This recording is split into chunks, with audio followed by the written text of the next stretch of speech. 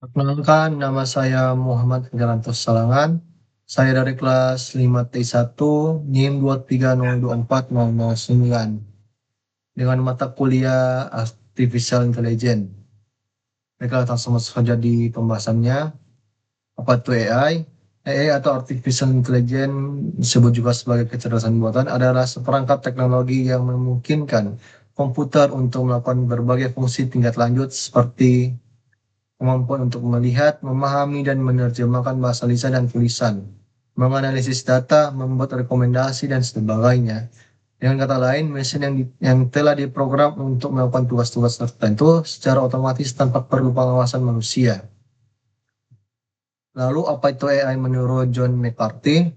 Menurut John McCarthy sekaligus salah satu pembuat AI, beliau mendefinisikan AI sebagai ilmu dan teknik dalam menciptakan mesin yang cerdas, khususnya dalam mengembangkan program atau aplikasi komputer yang dapat berperilaku seperti manusia. Tujuan utama dari pembuatan AI adalah untuk menciptakan sistem yang dapat belajar, memahami, dan berperilaku secara cerdas. Baru kita masuk yang berikutnya, yaitu manajemen support system atau juga disebut sebagai MSS. Adalah sistem pendukung manajemen berbasis komputer yang dirancang untuk membantu manajer dalam mengatur, mengevaluasi, dan mengelola organisasi dengan menyediakan informasi yang relevan secara tepat, waktu guna mendukung perencanaan strategis, pengendalian operasional, dan fungsi manajerial lainnya. Manajemen support system juga memiliki beberapa jenis, yaitu yang pertama, Decision Support System atau disingkat sebagai DSS, baru Group Support System GSS, termasuk juga grup DSS disingkat sebagai GDSS. Executive Information System EIS, lalu Expert System ES, Artificial Neural Networks atau ANN, dan juga yang terakhir Hybrid Support System disingkat sebagai HSS. Kita masuk yang pembahasan beberapa jenis dari MSS itu. Yang pertama, Decision Support System atau DSS adalah suatu sistem yang ditujukan untuk mendukung manajemen pengambilan keputusan yaitu sistem berbasis model yang terdiri dari prosedur-prosedur dalam pemrosesan data dan pertimbangannya untuk membantu manajer dalam mengambil keputusan. Baru ada beberapa juga syarat dari DSS. Yang pertama itu sederhana. DSS harus dirancang sederhana mungkin agar mudah digunakan dan dipahami tanpa mengurangi kemampuan dalam membantu pengambilan keputusan. Yang kedua, robust. Sistem harus tangguh dalam menghadapi berbagai kondisi, baik data yang tidak lengkap, perubahan lingkungan maupun kesalahan input, ya, sehingga tetap dapat memberikan hasil yang bermanfaat. Orang yang ketiga, mudah dikontrol. DSS harus memungkinkan pengguna untuk mengendalikan proses analisis, baik dalam hal memilih dan model maupun metode yang digunakan. Orang yang keempat, mudah beradaptasi. Sistem harus fleksibel dan dapat menyesuaikan diri dengan kebutuhan yang berbeda-beda. Baru lengkap, sistem harus menyajikan informasi secara lengkap untuk mendukung pengambilan keputusan, mencakup data analisis dan alternatif solusi yang relevan. Baru sistem harus user friendly. Antarmuka sistem harus ramah pengguna, intuitif dan mudah dipahami sehingga pengguna dari berbagai latar belakang dapat mengoperasikannya dengan nyaman tanpa kendala apapun. Baru yang selanjutnya itu karakteristik dan kemampuan dari DSS. Yang pertama yaitu semi-structured decision. Yang kedua for manager at different levels. Yang ketiga group dan individual. Yang keempat interdependent or sequential decisions. Baru yang kelima support intelligence, design, dan choice. Yang keenam support the variety of decision styles and processes. Baru yang ketujuh adaptability dan flexibility. Yang ke-8 is ease to use. Baru yang ke-9 effectiveness, not efficiency.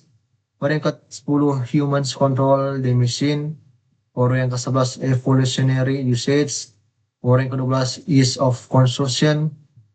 Baru yang ke-13 modeling. Baru yang ke-14 knowledge. Ini adalah pembahasan mengenai karakteristik dan kemampuan DSS. Yaitu yang pertama, menyediakan dukungan bagi pengambil keputusan utamanya pada situasi semi terstruktur. Dukungan disediakan untuk berbagai level manajerial yang berbeda-beda. Yang ketiga, dukungan disediakan bagi individu dan juga bagi grup. Yang keempat, DSS menyediakan dukungan ke berbagai keputusan yang berurutan atau saling berkaitan. Yang kelima, DSS mendukung berbagai fase proses pengambilan keputusan, yaitu intelligent, design, dan choice. Baru yang keenam, DSS mendukung berbagai proses pengambilan keputusan yang berbeda-beda. Yang ketujuh, DSS selalu bisa beradaptasi sepanjang masa. Yang kedelapan, DSS mudah untuk digunakan. Baru yang kesembilan, DSS mencoba untuk meningkatkan efektivitas dari pengambilan keputusan. Akurasi, jangka waktu, kualitas lebih daripada efisiensi yang bisa diperoleh. Baru pengambil keputusan yang memiliki kontrol menyeluruh terhadap semua langkah proses pengambilan keputusan dalam menyelesaikan masalah. Yang ke-11, DSS mengarah pada pembelajaran. Yang ke-12, DSS mendukung berbagai proses pengambilan keputusan yang berbeda-beda. Yang ke-13, DSS biasanya menggunakan berbagai model dalam menganalisis berbagai keputusan. Yang ke-14, DSS dalam tingkat lanjut dilengkapi dengan komponen knowledge yang bisa memberikan solusi yang efisien dan efektif dari berbagai masalah yang pelik. Baru ini juga ada beberapa keuntungan dari menggunakan DSS. Yang pertama, memfasilitasi komunikasi, meningkatkan kontrol manajemen dan kinerja, menghemat biaya, keputusan lebih tepat, dan meningkatkan efektivitas manajerial, menjadikan manajer dapat bekerja lebih singkat dengan sedikit usaha, lalu meningkatkan produktivitas analisis.